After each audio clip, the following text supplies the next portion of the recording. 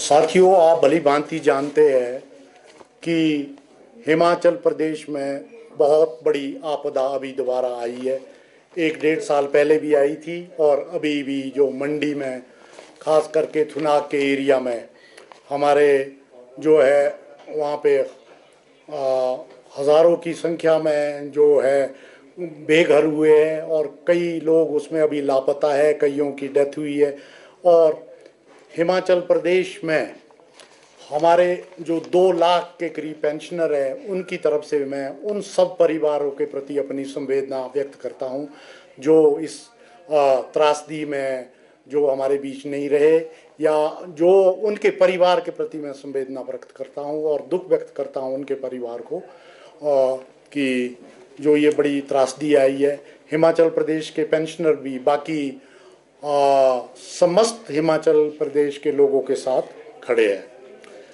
तो पीछे भी जब त्रासदी आई थी तब भी हिमाचल प्रदेश के पेंशनरों ने 1 दिन की अपनी बेसिक जो है पेंशन वो मुख्यमंत्री राहत कोष में दी थी। और उस टाइम भी जो हमारा ये अमाउंट था तकरीबन 13 करोड़ 30 लाख के करीब बना था।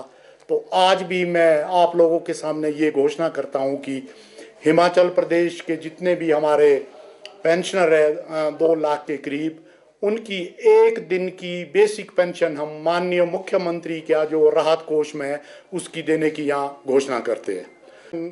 जो है हमारा सबसे बड़ा ऑर्गेनाइजेशन है और इसके तकरीबन जो हमारे मेंबर हैं 2 लाख के करीब है। उसके अलावा भी छोटे छोटे ऑर्गेनाइजेशन जो 2-3 है, जो आप पहले भी जानते हैं। एक हिमाचल पेंशनर संघ है, इसके बाद एक पेंशन फेडरेशन है और दूसरे है, पर सबसे बड़ा ऑर्गेनाइजेशन जो हमारा था। और आप ये भली भांति जानते हैं कि इसके 3 साल बाद इलेक्शन होते हैं। तो हमारे अभी 6 तारीख को सुंदरनगर में इलेक्शन हुए, जिसमें कि जो नव नियुक्त कार्यकारिणी है वो दोबारा से चुनाव हुए हैं। उसमें दोबारा से मैं प्रधान बना हूँ और श्री हुकम सिंह ठाकुर जी महामंत्री बने हैं। इसके अलावा senior vice president Harish Sharma ji Mandi के हैं और कांगड़ा से हमारे कल्याण भंडारी जी है और सिरमौर के रवि दत्त जी है, ये दोबारा सीनियर वाइस प्रेसिडेंट बने हैं। इसके अलावा कुल्लू से वाइस प्रेसिडेंट श्री शेषराम ठाकुर जी है, सोलन से रोशन जी है और चंबा से हमारे जो है ओंकार चौहान ये वाइस प्रेसिडेंट बने हैं। साथियों, आप ये भी जानते हैं कि एक हमारा जो दूसरा पैरेलल ग्रुप है, जैसे हमारा मंत्री ने भी बोला, वो भी अपने आप को पेंशनर वेलफेयर एसोसिएशन के नाम यूज़ कर रहा है और हमारा नंबर और रजिस्ट्रेशन सर्टिफिकेट जो हमारा जो ये एसोसिएशन है, रजिस्ट्रेशन जो है सर्टिफिकेट है HP सोसाइटी कोऑपरेटिव एक्ट में ये रजिस्टर्ड है और ये 16/89 है। इसकी जो रजिस्ट्रेशन की थी उस टाइम के हमारे माननीय अध्यक्ष श्री जीवानंद जीवन जी, जो कि IAS से एक उच्च अधिकारी रिटायर हुए, वो सेक्रेटरीज रहे हैं, DC रहे हैं, सेक्रेटरी टू गवर्नर रहे हैं। उन्होंने इसकी रजिस्ट्रेशन जो है HP सोसाइटी रजिस्ट्रेशन एक्ट 2006 के तहत जो है 2008 में कराई है।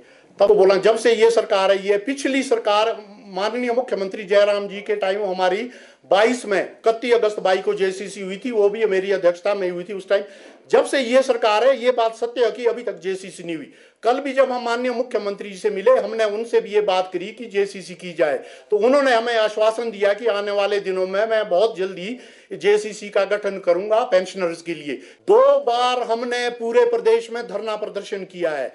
एक बार हमने पिछले साल जो है 24 में किया है और एक बार उससे पहले 23 में हुआ।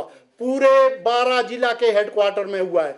पिछले अभी की मैं बात बताऊं, मुझे अभी डेट याद है, शायद 20 सितंबर के करीब हमने यहाँ शिमला में जो किया था, और शिमला में नहीं किया था, हर 12 जिले के हेडक्वार्टर में पूरे हिमाचल प्रदेश ने धरना प्रदर्शन किया था। और सबसे बड़ा मुद्दा है जो मैं आप यहाँ बोलना चाहता हूँ, हमारी डिमांड है 3% DA। माननीय मुख्यमंत्री जी ने घोषणा की थी असेंबली में, बजट सेशन में, अभी तक नहीं दिया।